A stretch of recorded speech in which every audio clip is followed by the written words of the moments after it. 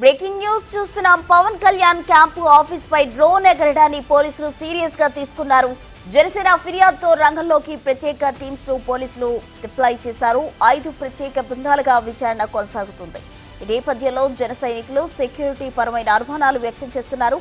కొద్ది రోజుల క్రితం ఫేక్ పోలీస్ అధికారి హల్చల్ చేయడం, పవన్ బుక్ ఫెస్ట్ కు వెళ్లినప్పుడు కరెంట్ పోవడం, తాజాగా 20 నిమిషాల పాటు డ్రోన్ ఎగరడంతో ఆందోళన వ్యక్తం చేస్తున్నారు.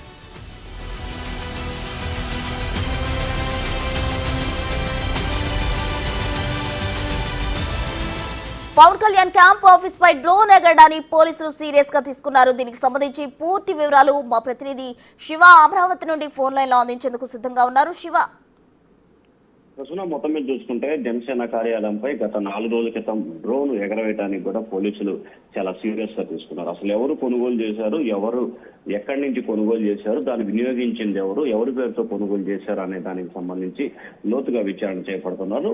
దీనికోసం కూడా 5 ప్రత్యేక బృందాలను మంగళగిరి పోలీసులు ఏర్పాటు చేయడం జరిగింది.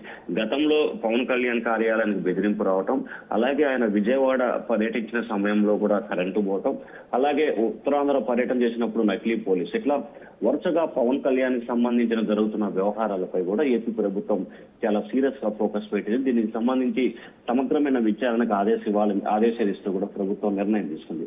దాంతో పాటుగా జనసేనకు సంబంధించిన అభిమానులు, పవన్ కళ్యాణ్ అభిమానులు, పార్టీ కార్యకర్తలు కూడా వరుసగా జరుగుతున్న ఈ సంఘటనకు సంబంధించి కూడా కావాలనే జరుగుతుందా, వేరే కోణం ఏదన్నా ఉందా అనే దానికి సంబంధించి సమగ్రమైన విచారణ చేపట్టాలని చెప్పి పోలీసులు ప్రభుత్వాన్ని కూడా వారు కోరుతున్న పరిస్థితి కనిపిస్తోంది. ఈ నేపథ్యంలో పోలీసులు గుంటూరు ఎస్పీ సతీష్ కుమార్ నేతృత్వంలో కూడా ప్రత్యేకంగా 5 బృందాల గాలింపు చర్యల్ని ఏర్పాటు చేశారు. అసలు డ్రోన్ ఎవరి పేరుతో కొనుగోలు చేశారు, ఎక్కడి నుంచి చేశారు, దానికి ఉన్న ఐడి ట్రేడ్ ఏంటి అనే వివరాలు సేకరించే ప్రయత్నంలో ఉన్నారు.